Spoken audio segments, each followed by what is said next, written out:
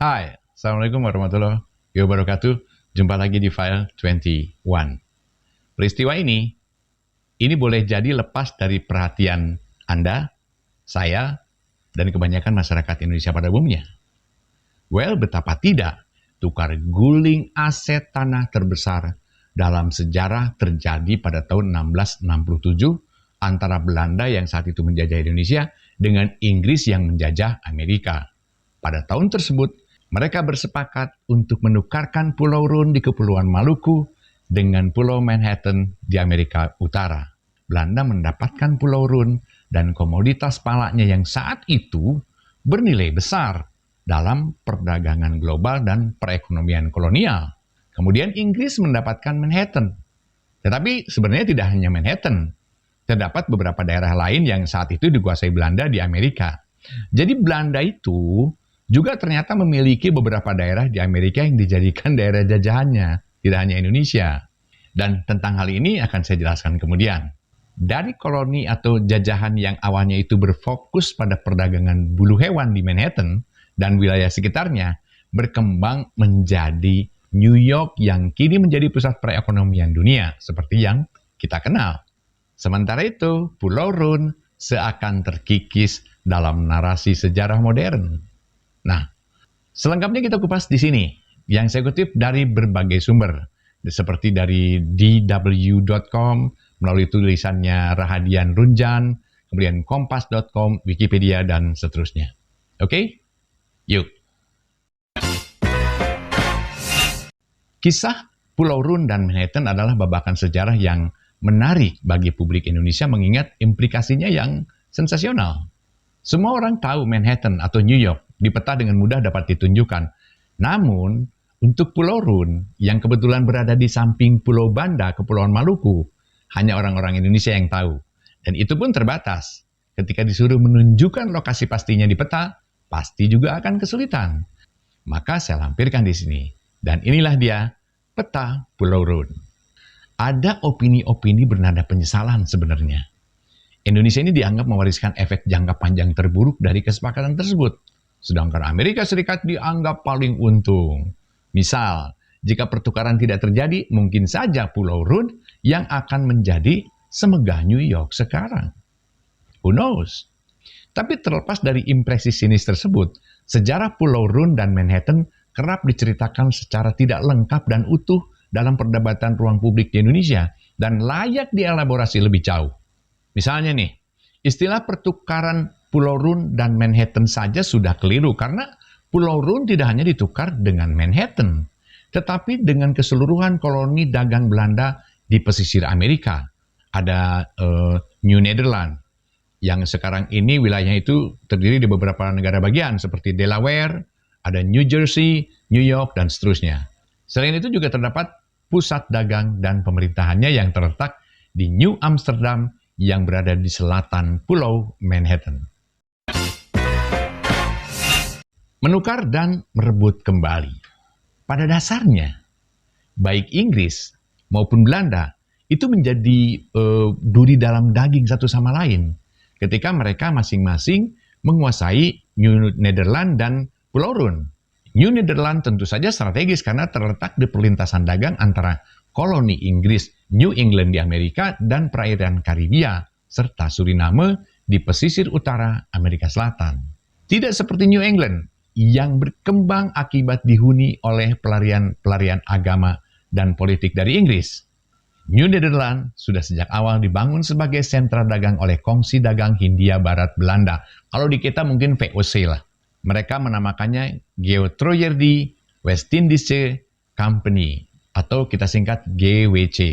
Ya, seperti saya bilang, sama kalau di Indonesia itu VOC, kira-kira begitu. GWC ini tidak hanya mendatangkan pedagang-pedagang Belanda, namun juga orang-orang Jerman, orang Swedia, orang Finlandia, dan seterusnya, yang intens berdagang buru hewan dengan orang-orang India di pedalaman.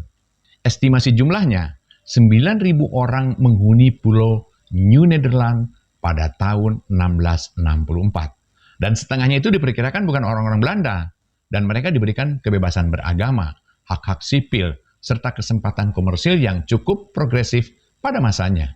Maka dari itu perekonomian New Netherlands meningkat cepat dan Inggris melihat hal itu sebagai ancaman bagi hegemoni dan agenda monopoli serta ekspansi kolonialisme mereka di Amerika. Inggris itu mengklaim Pulau Rune sejak tahun 1616, ketika wilayah kepulauan rempah-rempah lain sudah nyaris sepenuhnya dikuasai Belanda dan sistem monopolinya. Pada tahun 1620, Belanda mengusir Inggris melalui serangkaian pertempuran dan mulai mengosongkan Pulau Rune. Pohon-pohon palanya ditebang dan penduduknya dibunuh atau diperbudak. Hanya ternak yang boleh hidup dan boleh ada di sana. Inggris beberapa kali mencoba kembali ke Pulau Rune karena menganggap pulau tersebut miliknya. Mengingat penduduknya telah terikat kontrak politik dengan tahta kerajaan Inggris tahun 1616 dan juga agar akses terhadap aset komoditi palanya juga tidak terputus. Inggris memutuskan untuk merebut New Netherland pada tahun 1664. Selama 1665 hingga 1667, Inggris dan Belanda berperang untuk memperebutkan kontrol terhadap lautan dan jalur dagang Hindia Barat dan Hindia Timur. Keduanya lantas berdamai melalui perjanjian Breda yang ditandatangani pada tahun 1667. Dalam negosiasinya, Belanda sebagai pemenang perang meminta Inggris untuk membiarkan Pulau Rune dan Suriname dicaplok Belanda. Dan sebagai gantinya, New Netherland akan tetap berada di tangan Inggris dan menjadi New York. Kesimpulannya, Belanda akan menjadi kekuatan kolonial utama di kepulauan rempah-rempah, sedangkan Inggris menjadi yang serupa, tetapi di Amerika. Keputusan Belanda ini memang terlihat aneh jika dilihat atau menggunakan kacamata kekinian. Mengapa Belanda mau saja menyerahkan lahan di wilayah yang kemudian menjadi New York dan Amerika Serikat? Jawabannya mungkin karena Belanda bertindak pragmatis. Pulau Rune sangat berharga karena komoditi palanya yang terbukti sebagai primadona perdagangan dunia saat itu. Pala tidak bisa ditanam di tempat lain. Profitnya nyata dan jauh lebih besar daripada yang dihasilkan New Netherland. Potensi komersial Amerika mungkin menjanjikan, namun Belanda tampaknya tidak memiliki sumber daya yang mencukupi untuk mengeksplorasi dan mengelolanya. Meskipun begitu, kesepakatan tahun 1667 tersebut nyatanya lekas usang karena keduanya kembali berperang pada tahun 1672 sampai 1674. Belanda merebut New York pada tahun 1673, lalu mengubah kembali namanya menjadi New Orange.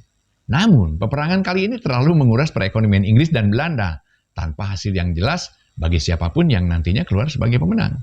Kemudian perjanjian Westminster pada tahun 1674 pun disepakati.